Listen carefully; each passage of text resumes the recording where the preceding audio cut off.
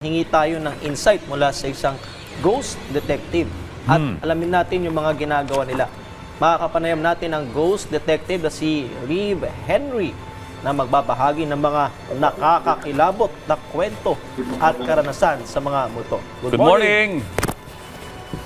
Good morning po, Sir Audrey and Sir Patrick. Good morning po, Rise and Shine Pilipinas. Okay, ito pakipaliwanag po sa ating mga tagapanood.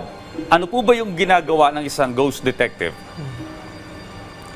Okay, well actually, ghost detective po talaga, pigalitan po instead of using hunter, kasi po, just to be aware, lahat ng mga manonood natin, this is just for awareness, marami po ang gumagawa ng peking ghost hunting, paranormal investigations dito sa Pilipinas. So, instead of using hunter, dahil talamak na po yan, ginamit ko po is detective because I try to debunk every evidence or proof na nakukunan po at nakaka-capture ng aming camera sa mga investigations po natin.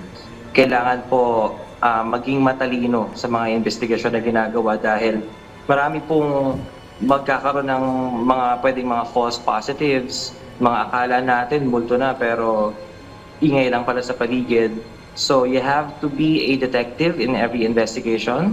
Well, dahil nga nag-investigate ka, detective na yung datingan mo nun. So I changed it to ghost detective po para makita ng mga tao yung uniqueness and yung totoong ghost hunting na ginagawa po ng inyong lingkod. So sir, tama ba? Iba ang ghost detective sa paranormal expert? Well, to be honest po, I don't know if ang iba po ay may kaparehas sa opinion, pero there's no such thing po as a paranormal expert. Kasi po, ang paranormal po is very broad. Sobrang lawak po nito na wala po talagang pwedeng magsabi na fact at hindi. Kung totoo man itong bagay na ito o hindi. Dahil lagi ko po itong sinasabi, paranormal is a belief.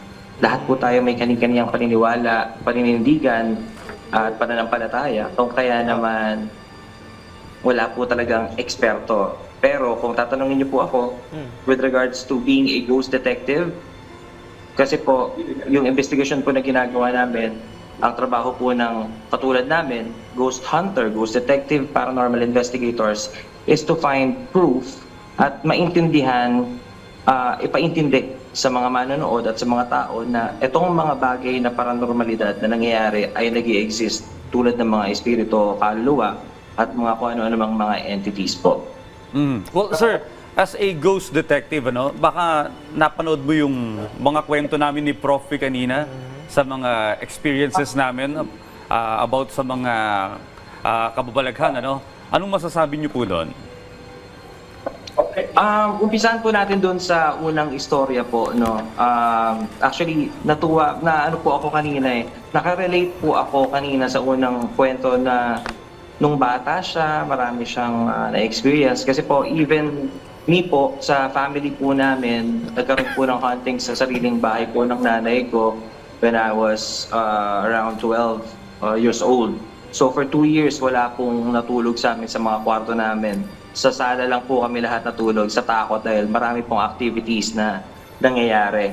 So, yung mga ganong experience po, nakakatuwa pong marinig sa kanya, doon sa kanyang interview na ayaw nilabanan niya yun dahil naniniwala siya sa itaas. And that's very important.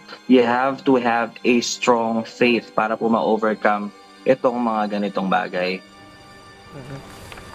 Yung sa akin, sir, baka napakinggan mo rin kasi ulitin ko lang yung kwento ko kanina, mga nasa 3 months straight, dinadalaw ako ng parang incubus, or succubus ba yun? Yes. Oo, every night. Well, so, ano masasabi mo doon?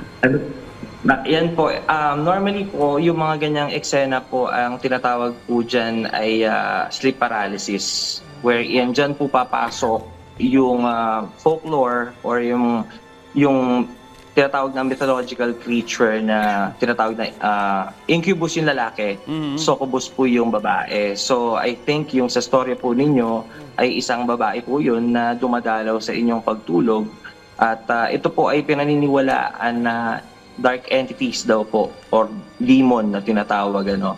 At kung sa ating bansa naman po dito sa Pilipinas, maaaring ito po yung tinatawag ng mga engkanto no na nagkakagusto raw sa mga tao na natitipuhan nila at dadalawin tayo sa pagtulog. Yan pong pagdalaw sa inyo na yan, marami pong kwentong ganyan ano, yung sleep paralysis wherein hindi ka makagalaw, para ka pong hindi ko alam kung pwede ko sabihin yung term, but I think you get my point po, no? Yung parang may gustong gawin sa'yo while you're sleeping, you cannot do anything. Ito po ay tinatawag na mga negative energies. Negative energies is like mga demonic things nga po, mga entities. And like what you said po sa interview din ninyo, nakakatuwa po na yung mga naranasan po ninyo, naririnig mo pa rin doon yung kahit alam nyo na nangyayari na yung katotohanan na yan, meron po kayong matibay na pananampalataya. Kasi at the end of the day po, wala pong ibang solusyon kundi ang matibay na pananampalataya. Importante po yung matinding kapit at paniniwala na ang mag-iingat at magpoprotekta po sa inyo ay walang iba kundi ang nasa itaas. Yan, okay. Ito sir, kung ang mga ka-RSP po natin ay interesado sa ganitong bagay o gustong maging ghost detective, ano ba yung mga dapat nilang tandaan at gawin? Sa lahat po ng mga gustong mag-investigate, mag-ghost hunting, pwede naman po, actually lahat po, pwede mong gawin ang ghost hunting. If you're curious, kung gusto niyo pong maintindihan ang nangyayari sa likod ng tinatawag na ghost hunting o yung mga bagay na kababalaghan at paranormalidad, you can always do it yourself. Just remember na paulit-ulit ko lang po itong sinasabi, kasi even me po, alam niyo po ba, i-share ko lang po sa inyo ng very quick. Kami pong mga ghost hunters, ghost detectives, investigators, sa totoo lang po, natatakot din po talaga kami at hindi po biro ang ginagawa namin, but we're doing this to show everyone that spirits or entities or otherworldly things are happening and nag-i-exist po talaga sila dito sa mundo natin. Ngayon, kayo pong mga mag-ghost hunt, kailangan lang po ang isang napakatibay na dibdib at napakatibay na faith. Kasi po marami pong pwedeng mangyari, marami pong risk na pwedeng mangyari sa ghost hunting tulad ng attachments. Every place po na pinupuntahan namin, like mga haunted locations, magkakaroon ka po ng attachments dyan. Minsan pa nga po sumasama talaga sa bahay at sumasama sa everyday life ninyo. Nabibit-bit po yan eh. Huwag na po natin subukan. Huwag na po natin subukan kung sakaling mahina ang loob natin dahil baka magulo lang ang ating buhay. Again, thank you so much, Sir Reeve, sa inyong oras at pagbabahagi sa amin ng mga kwento at sagot sa iba't ibang mga misteryo. Thank you, sir.